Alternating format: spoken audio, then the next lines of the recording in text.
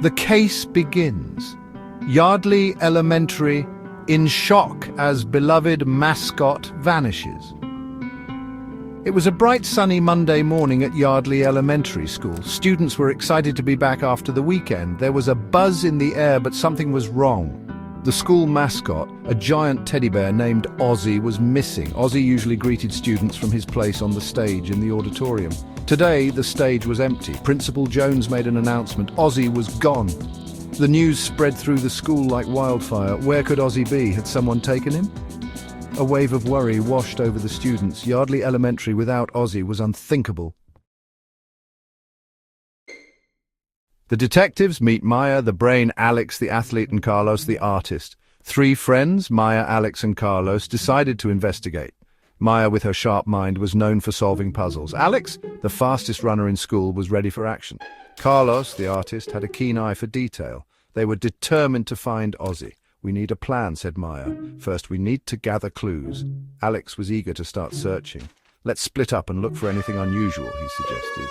Carlos pulled out his trusty notebook and pencil. "I'll draw everything we find," he said, a determined look in his eye. The friends set off on their mission. Finding Ozzy was their top priority. The first clue. A muddy paw print throws suspicion on a furry friend. Alex, true to his athletic nature, was the first to find something. Near the auditorium door, he spotted a muddy paw print. It wasn't a human footprint. Could it belong to a dog? He immediately thought of Mrs. Smith's playful puppy, Sparky. Sparky was known for getting into mischief. Had he taken Ozzy? Excitedly, Alex ran back to Maya and Carlos. "I found a clue," he exclaimed, pointing to the paw print in his notebook. "It has to be Sparky." Maya, ever the cautious one, reminded him, "It's too early to say. We need more information." They decided to check with Mrs. Smith about Sparky's whereabouts. The mystery was far from solved. Section 4. Red herring. Was it the playful puppy from Mrs. Smith's class? Mrs. Smith was surprised to hear about Ozzy. "Sparky wouldn't take Ozzy," she said, scooping up her furry companion. Sparky wagged his tail innocently. "He was with me all weekend." Relieved, but a little disappointed, the friends crossed Sparky off their list. The paw print remained a mystery. Who else could it belong to? "Back to the drawing board," sighed Carlos, erasing Sparky's picture from his notebook. The friends were back to square one. They needed to find more clues. The mystery of the missing mascot deepened.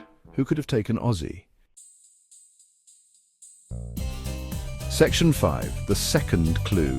A blue feather points towards a different culprit. Meanwhile, Maya had been carefully examining the stage area. She noticed something shimmering under a chair. It was a bright blue feather, unlike any she had seen before. Could it be from a bird? She remembered seeing a mischievous magpie near the schoolyard, known for taking shiny objects. "Guys, look!" Maya called out, holding up her discovery. "A blue feather! Remember that magpie we saw?" Alex and Carlos rushed over. "Good thinking, Maya," said Carlos, sketching the feather in his notebook. "We need to find that magpie's nest. Maybe Ozzy is there." Their hopes soared. Could this be the break they needed? Section 6. The plot thickens. Could it be the mischievous magpie known for trinket theft? Following Maya's hunch, the friends searched the schoolyard for the magpie's nest. They found it high up in an old oak tree. Carefully, Alex climbed the tree, hoping to find Ozzy. However, the nest held only shiny bottle caps and colourful buttons. No Ozzy. Disappointed, they returned to the auditorium, the feather feeling more like a dead end than a clue. They sat down, stumped. Where could Ozzy be?